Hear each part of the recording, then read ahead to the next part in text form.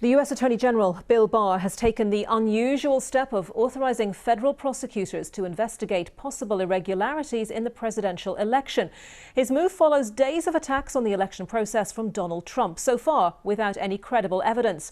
Meanwhile, U.S. President-elect Joe Biden has started assembling his team to prepare for taking over the presidency at the end of January. David Willis reports. Joe Biden is wasting little time preparing for his ascent to the White House, announcing the lineup of a task force to deal with an issue that could dominate the early days of his presidency, the coronavirus. And holding his first call as president-elect with a foreign leader, Canada's Prime Minister Justin Trudeau. As that call was taking place, Donald Trump, who since the election result was announced has only been seen on the golf course, was firing his Defense Secretary Mark Esper, terminating him, in the words of the president.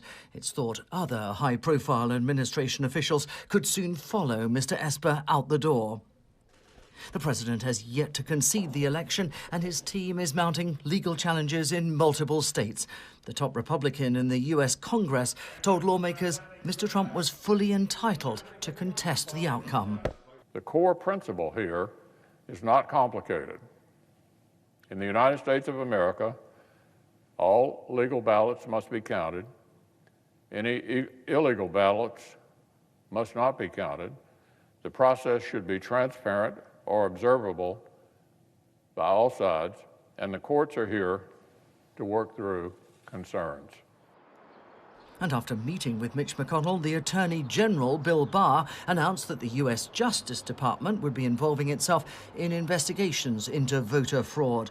That, as the president set about attacking his former ally, Fox News, and other media outlets, accusing them of tampering with the election by broadcasting polls that he said had been inaccurate.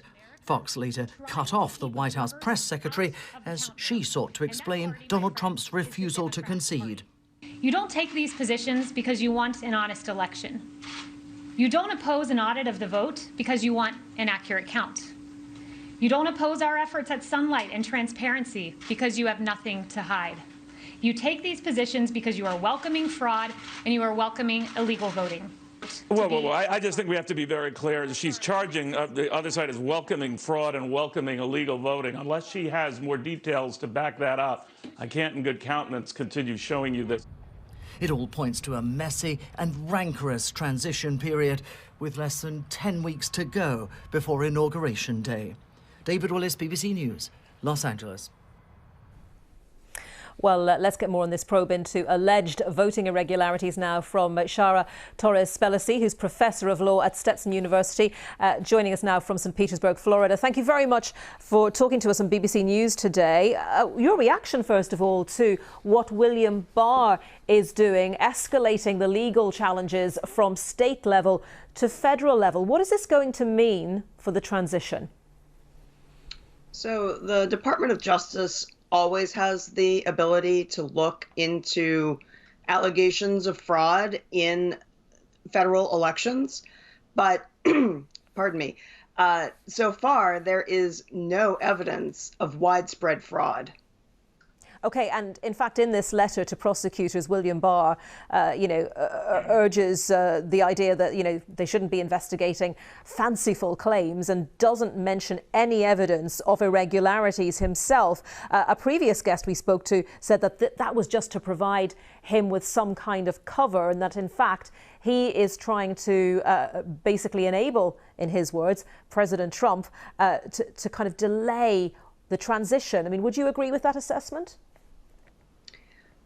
Trump seems to want to litigate a win that he couldn't get at the ballot box. So far, the American courts have dismissed almost all of his cases. So I'm confident in the courts. I am less confident in what Attorney General Barr is up to. OK, you're confident in the courts. Does that mean the Supreme Court as well, if it was to get to that level? I think so. Number one, it may not get to that level because the U.S. Supreme Court has control over its docket, which means that it doesn't have to take all of its cases. And traditionally, it has turned away 90 to 95% of the cases that ask for cert, which is asking for the Supreme Court to hear the case. Now, Joe Biden at the moment is going about his business in the way one would expect a president-elect to do. But with Donald Trump yet to concede and these legal challenges continuing, how is that actually affecting the transition compared to what would be happening in, say, more usual circumstances? Well, there's nothing in the Constitution that requires the loser to concede. But I think it would be much better for the country if Trump conceded. And it would be much smoother for the transition if Trump conceded. It means, though, that the Biden-Harris team, they're not getting access to certain federal funding and certain, information, intelligence information, for example, that they would be expecting to be able to see right now. Yeah, it's down to a GSA bureaucrat who has not signed a particular letter. In her defense, the GSA, for anyone who doesn't know what the GSA is, that's the General Service Accounting Administration, I think. Yes, yeah, I did look that up last night just to be absolutely sure. So basically, they have to sign something to say that the transition is happening effectively. Exactly, and because of these ongoing court cases, it may not be entirely clear to that bureaucrat that we have a clear winner. Okay, what happens then if this goes on for quite a few more weeks?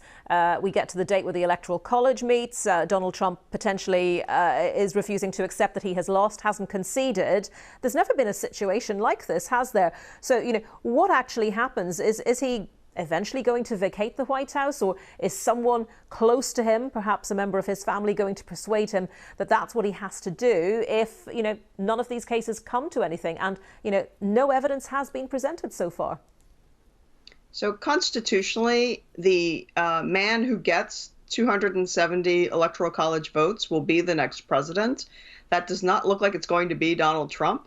So whether he concedes or not, he cannot stay in the White House. Okay, it's going to be very interesting to watch how the next few weeks unfold there. Professor Shara Torres Spelisi from Stetson University, thank you for your time.